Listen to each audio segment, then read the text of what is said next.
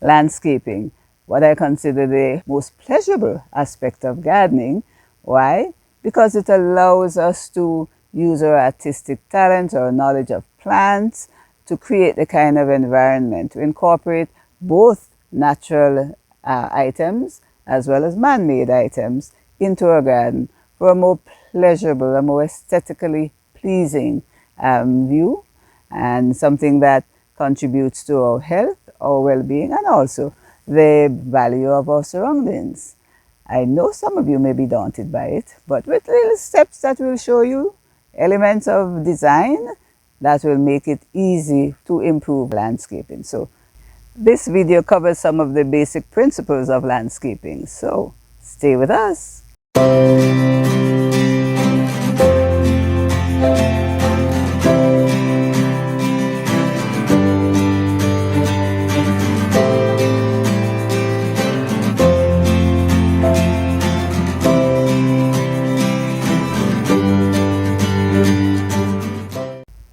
Welcome back to the KVIX Growing Things Gardens. I'm Thelma, and today's topic is landscaping. We're in the front garden where we've concentrated most of the landscaping aspects of our teaching garden. Now, most of us know it when we see a beautiful garden. We may not know why it appealed to us, but we definitely know when we see a garden that we can admire. And there are many different types of gardens. They may be small or large, simple in design or very complex. But the beauty of it is the principles of landscaping apply equally to all of them.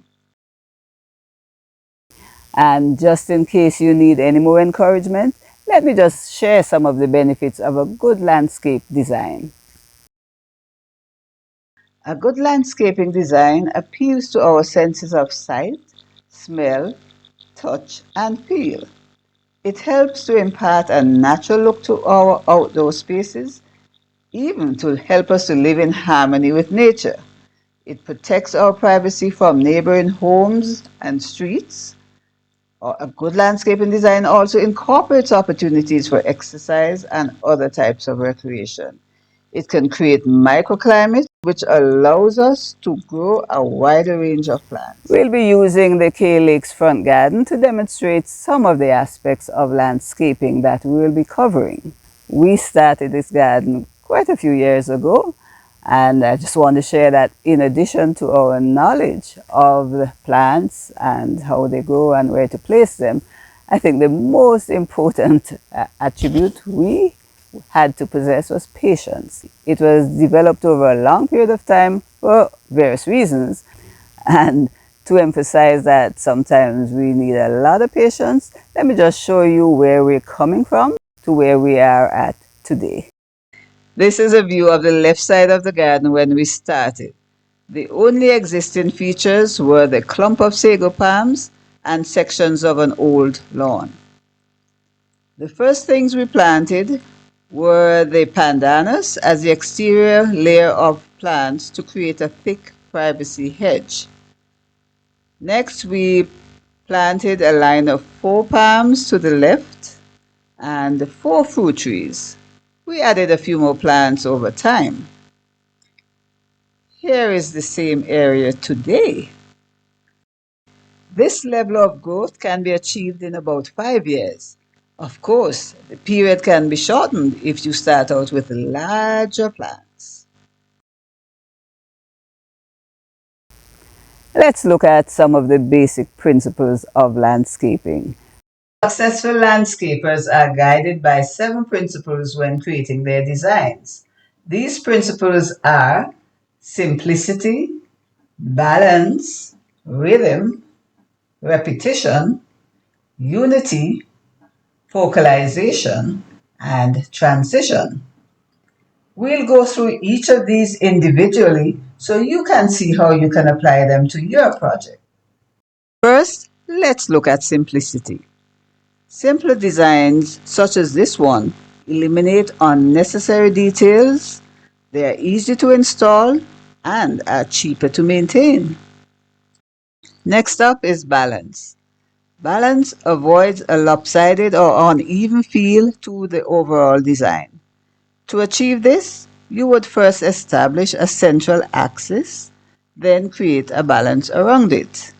For example, this low wall in the calyx garden serves as the central axis with plants of equal visual weight situated on both sides of it. Rhythm. What is rhythm? Well, rhythm creates a sense of movement.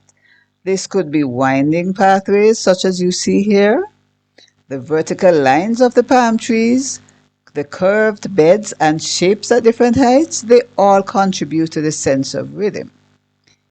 Rhythm may also be reflected through gradual changes in colors or textures, and back again. Another basic landscaping principle is the skillful repetition of several elements that help to create harmony and unity.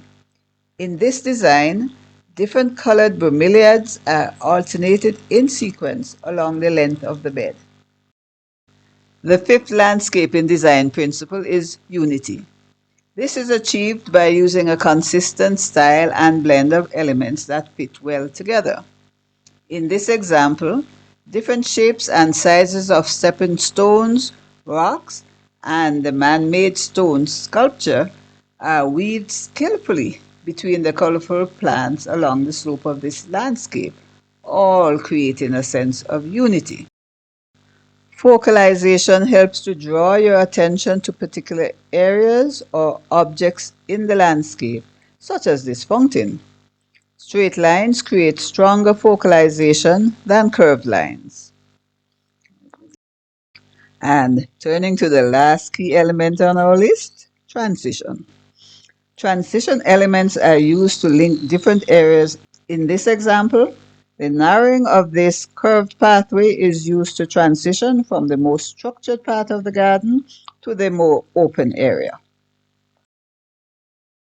Now let's turn to section 2, which deals with design elements. The main design elements are color, line, form, texture, and scale. And again, here we will deal with each individually. Color is the first thing one notices. It captures your attention and serves to highlight features in a landscape. Warm colors, such as red, orange, and lighter ones, whites and yellows, appear to bring plants and objects closer. Darker colored plants and objects appear to recede. Next, let's look at line and form in the landscape. Line is the basic element that directs attention, both in terms of where the eye travels and how fast. Straight lines impart a sense of formality and direct attention quickly to the point of interest, whereas a curved path adds rhythm. Even better is a path that seems to disappear around the bend. This adds interest, pulling the viewer further into the landscape. Vertical lines direct our attention upward and suggest strength. Form is an important three-dimensional element that incorporates the growth habits of individual plants as well as the grouping of different plants and objects. Growth habits account for a range of interesting forms, such as we see here. Forms and shapes may be used creatively to create artistic effect, such as in this ficus topiary. Texture refers to how coarse or fine a surface of an object looks or feels. In terms of texture in landscaping, three broad groupings are recognized. Coarse texture refers to items such as pavers, walls, walkways, etc. Medium texture, most plants fall into this category.